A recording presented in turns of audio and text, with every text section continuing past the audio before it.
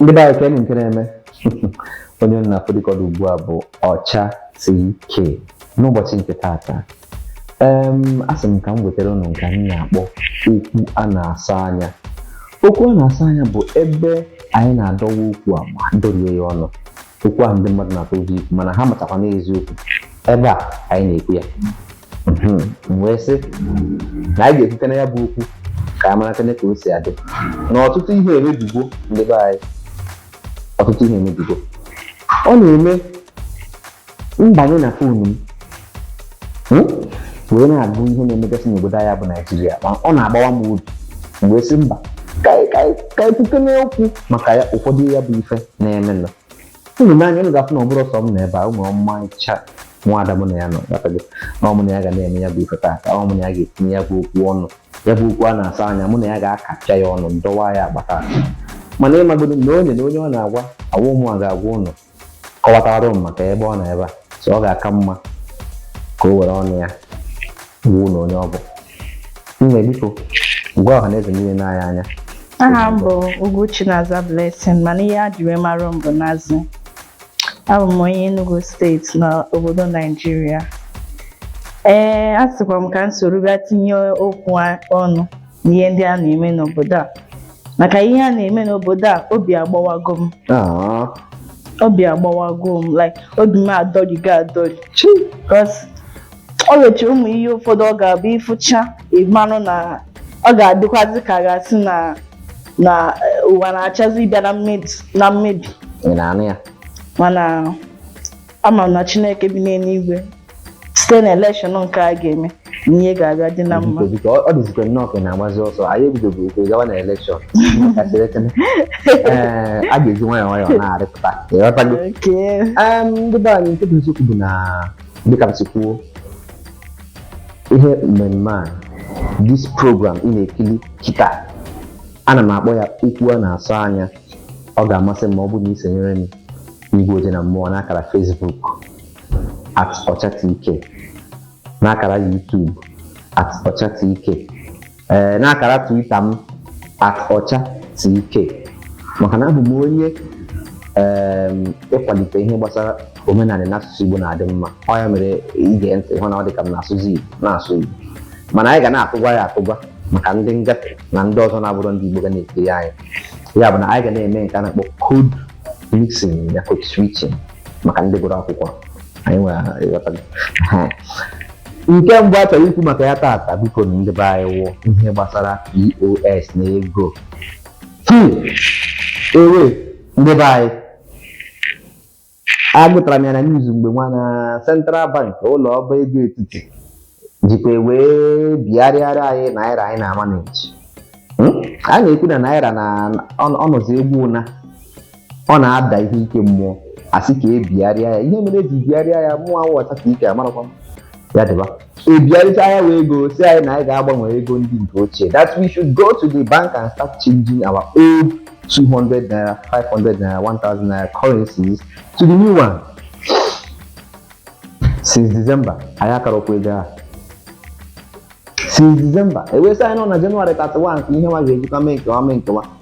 Ndị be anyị makwa January 31 ije na bank enye gị ego ochie, ije na POS enye gị ego ochie. Ewee sị mba na ihe nwa na Chukwu metụrụ ha aka n'obi ka egwugharị ya to February 10. Tata wụ February 2nd. Ego ọfụ nwanụ biko Nazi, ego ọfụ nwa na-aga iwetego Nna ọkwa ọga na mgbaka je eweta ihe nwa. Ya na iwetego ebitugo m ya aka, mana ọ bịa dịzikwa ka a na-eji ego egote ego. A na-eji ego egote ego nke bụzikwa na ego ama na POS. Ọ ya adịzi nnọọ ka ndị POS abụzi Chukwu a na-afụ anya kịta. Maka anyị gakwuzi na POS, ihe ọ fọdụzi bụ ka akwụba na line. Ibe ma ndị POS once ị ga-aga na POS one na one ife ike wetakwa ya bụ ego.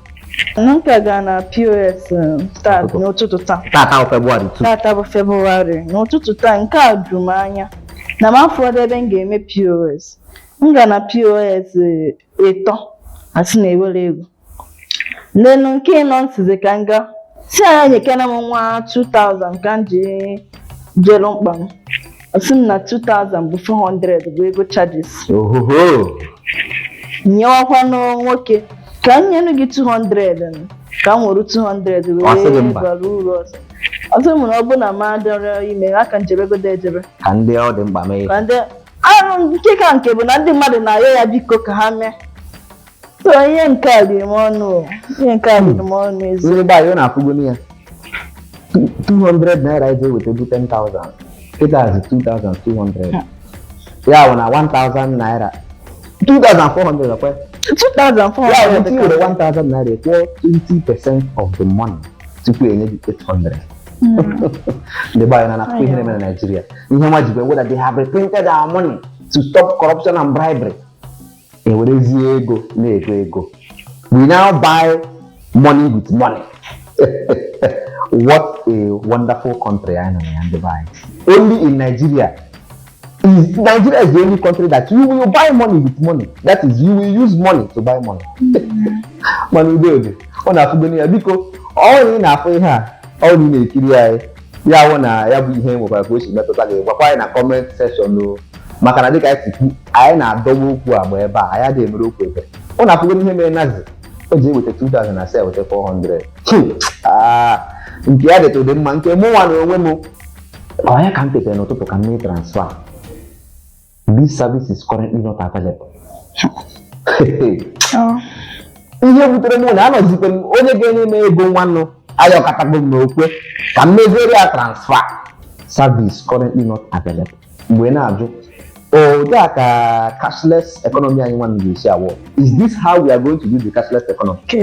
When they got this stranded, each of email transfer. I say service not available. Bank account try service not available. The buy.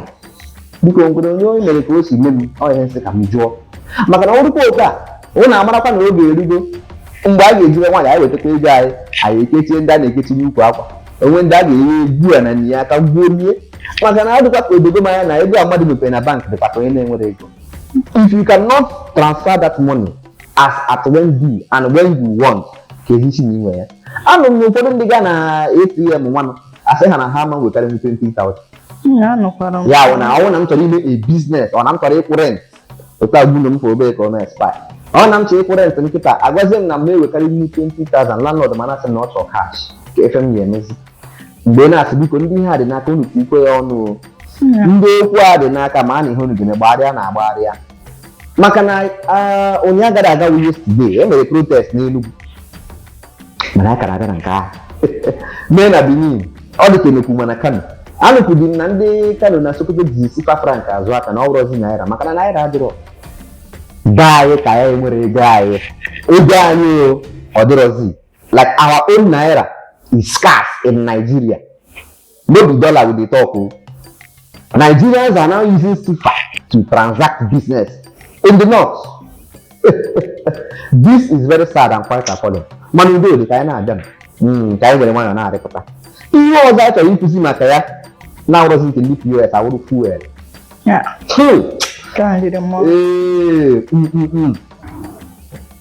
Ihe na-ebute m n'ọkwa fuel ka anyị ji emere na ihe onyonyo ahụ na-ekiri. Ọwụrọkwa nepa maka ọkwa adịrọkwa. Ka nke bido na nya ahụ ebe na ịma na ọ bụrụ ọsọsọ taa ka anyị ka gba. Ngwa bido gwa ha. Nya ngeri ga-agba fuel. M ka nọ n'ụzọ na nna eji ga-agbata fuel. Nzute ndị na-eme protest. Nzute ndị na-eme protest na ana eme fuel ka reduce ego fuel. Moto aka dịrọkwu n'ebe m ga-abanye n'moto gawa ga-agbata fuel. Ọ bụ moto nwee fuel agbawa n'ụzọ. Nna nke a riri m ọnụ. Ebe m ji nwa 100 naira agba eje asịsịkwa m nọ 200 ka aja agba. Taa ka mụ agba 350. Asị na 200 ka aja aga yewa. Msị ka m banye. Ka m zikwa na police station, asị na police station emechigo na na-eme protest. By what time? Ebe 12. Nke ezu ndị bayo. Police station mechiri ebe 12. Nga na nke mbụ gaa na nke ịbụ asị na direction fuel. Nke nweta mfụzikwa ana mfụzikwa onye na-akpọ alụ lụga ka o mechie. Nke ya ọkụ ya biko. Maka mgbe agbatara fuel ma na ọfọ ebe na-alụ na ama alụ n'ọrụ. Ọ na-agbatara fuel. Aga na ebe a na-eme ihe onyonyo a. nyewa ya no o si na nga chọrọ ya ihe ọ ga-eji rie nri ịghọtago ka obi ke ma bata elu m gate ga-agbata fuel wite ego m emepe gate mbanye nụ gbata fuel ihe nweta a liter of fuel n'obodo anyị a bụ 450 naira ndị mmiri 450 a liter of fuel one ka anyị agbaza gate mee ihe ọrụ 1 liter ego one ka m na-enweta n'ọrụ ka m gbachara ka m nawaziere ọgba ya n'ọfịs wan afọlọzụkwa moto nwere ọkpa koria n'oke anwụ ya na ihe nke edoro m anya ndị be anyị ọ na-afụgo ya ihe nke edoro m anya ịmakwa o nwere mgbe na-awe gba fuel 1000 ewuru big boy ị ga-agbagharịgide igwe like 1000 iji eme gịnị mana tata ịgbagoro fuel 4000 fuel lita ga na-achara ya wee were ya ndị be anyị ọ ya bụ ihe anyị na-agabiga n'obodo a na-emezi protest ndị mmadụ sị ha ga-emere anyị ka fuel dị cheap $1 equal to 1 naira 1 meal a day campaign promises niile otu awụla ezi mgbe ezi ka were ohere agwa ụnụ onye ahụrụ na elekshọn a na-abịa na 25 onye mara asụ ya sụọ n'ike ma ịnwekwa na-asụ iberi isi gị dosa were isi were atụọdụ suricha ya maka na ama amụ na ihe a na-eme anyị nkịta otu anyị si agba fuel 450 ma nwere ebe ụnụ a na-agbata nke ụnụ 100 naira ugbo ebe ọ were gwa m biko anyị sọpọtụ ndị ahụ maka na ya bụ ihe nyere m ọ gwụrụ m ike ọzọ dị ka ibe ya wuruzie ihe gbasara elekshọn na ndị anyị